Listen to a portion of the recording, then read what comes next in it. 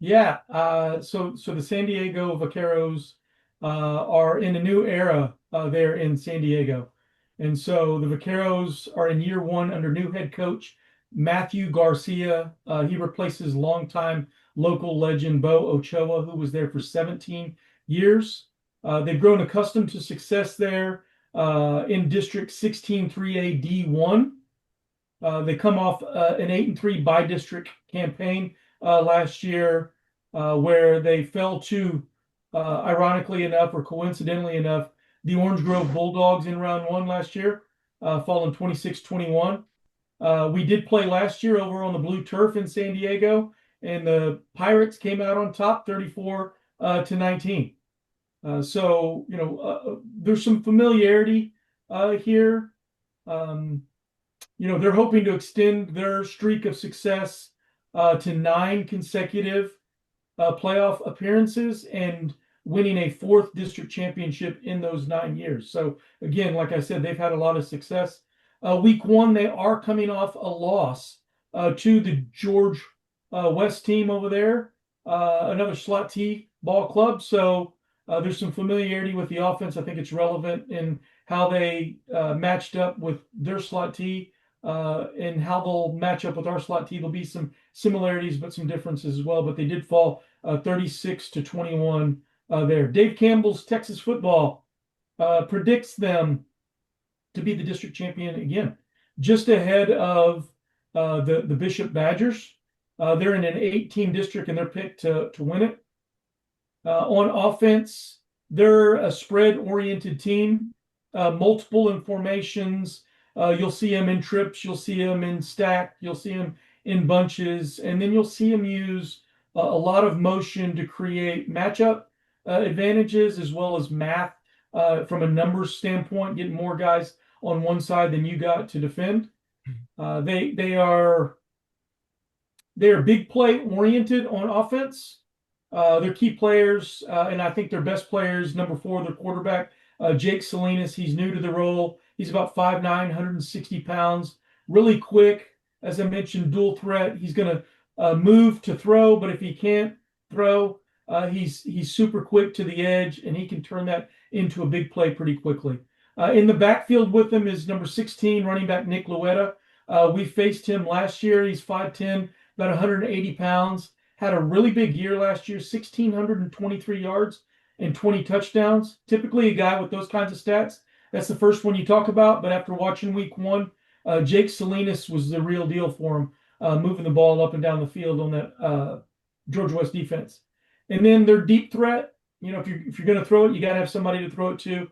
They got a really quality receiver, number 6, Ronnie White, 5'10", about 175 pounds.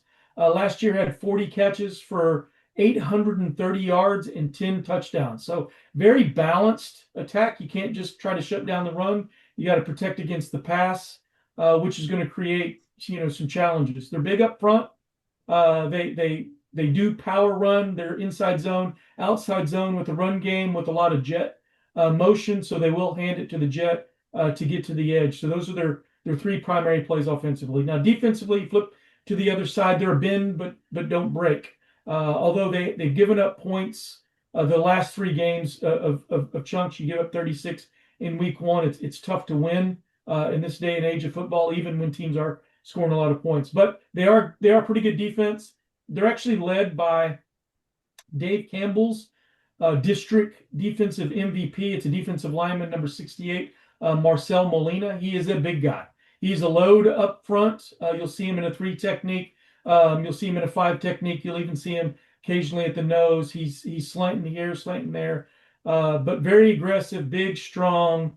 He's going to be difficult for our offensive line to move, and so that will be a tough matchup for us. On top of that, they've got a defensive back that's spun down to a linebacker who is their go find the ball guy. He wears number 0, and his last name is Solis.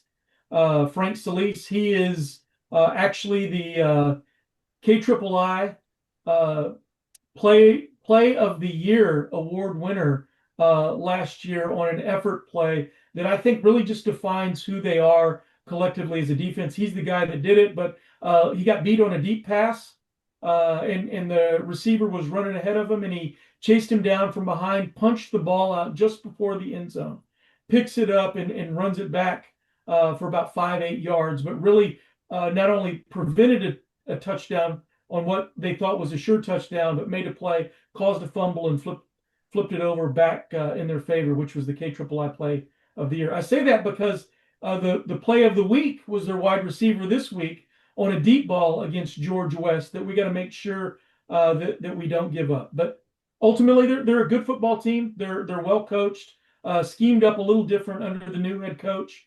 I think they feel like they've got a lot to prove. They're a quality team that will be in the hunt for the district championship, and we'll have a real battle on our hands. They're scrappy, they're tough. In my opinion, keys to the game.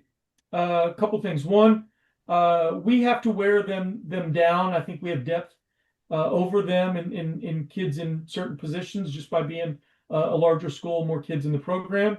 But pound the rock to control the clock is my key, number one. Number two, we got to turn them over.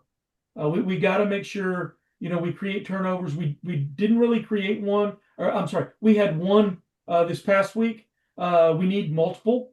So that'll be a key to the game. And then we got to limit the big plays. We can't miss tackles and let the back go on long runs, and we can't let wide receivers get behind us and they throw it over the top, or a long kickoff return, whatever that is. We got to prevent those types of big plays. I think if we do those things, we'll really put ourselves in a position to win the game. I didn't have this on my list, but I'll add it, is we can't start slow.